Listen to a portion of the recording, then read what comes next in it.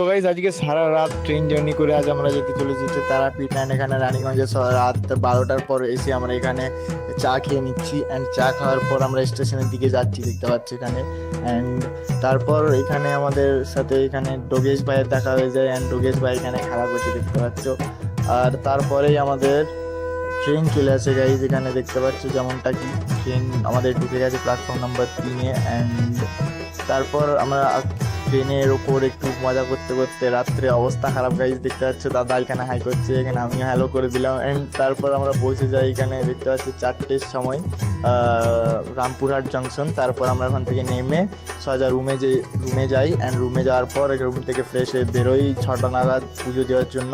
And তারপরেই আমাদের দেখতে পাচ্ছি এখানে রাস্তার অবস্থা। অ্যান্ড এখানে গলিতে ঢুকে যাই আমরা তারাপীঠে। এখানে সোজা মন্দিরটা, এই সোজাতে মন্দিরটা আছে। অ্যান্ড দেখতে পাচ্ছ গাইজ সকাল সকাল জয় তারা লিখে দাও সবাই কমেন্ট বক্সে। অ্যান্ড এখানে অনেক ভিড়, কারণ আজকে একটা একাদশী ছিল, কি একাদশী ছিল জানি না। অ্যান্ড এখানের থেকে দর্শন পাওয়া খুবই কঠিন, তাও চেষ্টা করলাম। যদি দেখতে পেয়ে থাকো তাহলে কমেন্ট বক্সে জানাও আমাকে, ঠিক আছে।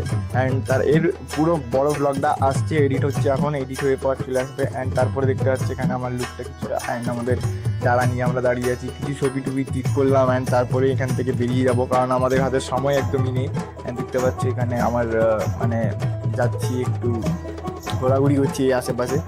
আর তো গাইজ পুরো ব্লগটা আসছে খুব তাড়াতাড়ি। তো চলো এখনকার জন্য টাটা।